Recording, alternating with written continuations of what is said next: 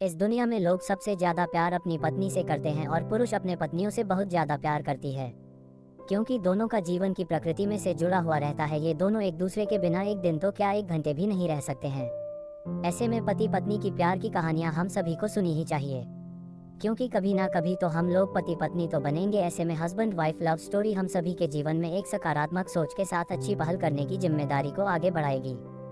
देव नाम का व्यक्ति की शादी अरेंज मैरिज के तौर पर शालिनी से हुआ था। दोनों की शादी अरेंज मैरिज होने के कारण वे दोनों एक दूसरे को पहले से नहीं जानते थे।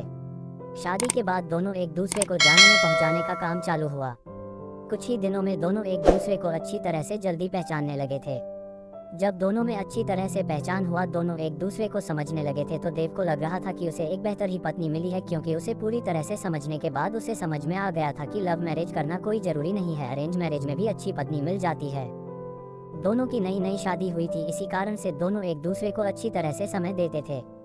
उसके बाद दोनों एक दूसरे के काम में हाथ बटाया करते थे। पति पत्नी दोनों में खूब ज्यादा प्यार होने लगा था। अब उसकी पत्नी भी देव को समझ गया था और उसे किसी भी प्रकार का कोई काम या किसी प्रकार की कोई सामान जरूरत पड़ने से पहले ही उसकी पत्नी उसे के सामने हाजिर कर देते थे। देव नाम का व्यक्ति की शादी अरेंज मैरिज के तौर पर शालिनी से हुआ था। दोनों की शादी अरेंज मैरिज होने के कारण वे दोनों एक दूसरे को पहले से नहीं जानते थे। शादी के बाद दोनों एक दूसरे को जानने पहुंचाने का काम चालू हुआ। कुछ ही दिनों में दोनों एक दूसरे को अच्छी तरह से जल्दी पहचानने लगे थे। जब दोनों में अच्छी तरह से पहचान हुआ, दोनों एक दूसरे को समझने लगे थे, तो देव को लग रहा था कि उसे एक बेहतर ही पत्नी मिली है, क्योंकि उसे पूरी तरह से समझने के बाद उसे समझ में आ गया था कि लव मैरिज करना कोई जरूरी नहीं है, अरेंज मैरिज में भी अच्छी पत्नी मिल जाती है। दोनों की नई नई शादी हुई थी, इसी कारण से दोनों एक दूसरे को अच्छी तरह से समय देते थे। उसके बाद दोनों एक दूसरे के काम में हाथ बटाया करते थे। पति पत्नी दोनों में खूब ज्यादा प्यार होने लगा था। अब उसकी पत्नी भी देव को समझ गया था और उसे किसी भी प्रकार का कोई काम या किसी प्रकार की कोई सामान जरूरत पड़ने से पहले ही उसकी पत्नी उसे के सामने हाजिर कर देते थे। एक दिन देव अपने दोस्त को सूरज को अपने घर दावत पर बुलाया था।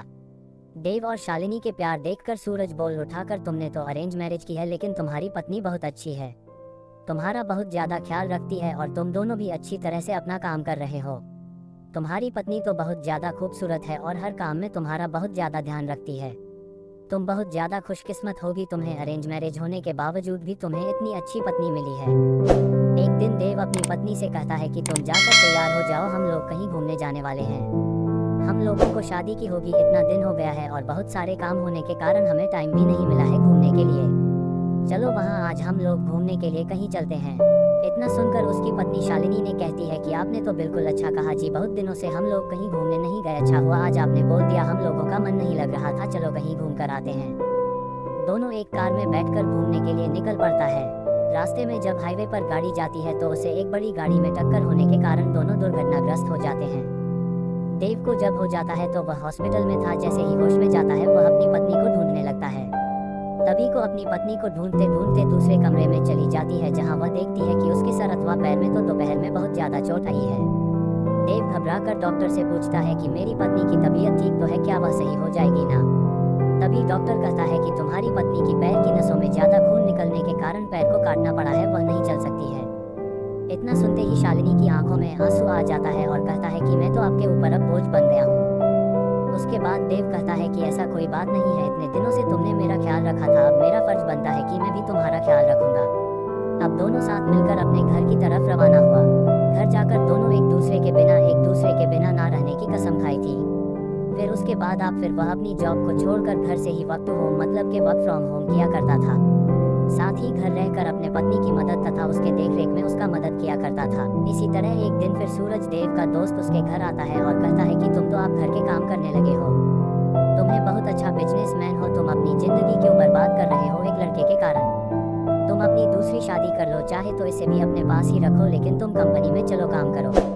इसके बाद देव कहता है कि मेरी पत्नी से बढ़कर मेरी जिंदगी में कुछ भी नहीं है, मैं उसकी देखभाल हमेशा करूंगा और करता ही रहूंगा, क्योंकि हमेशा से ही मुझसे प्रेम करती थी और हमेशा से ही हम लोग पति पत्नी आपस में प्रेम करते रहेंगे।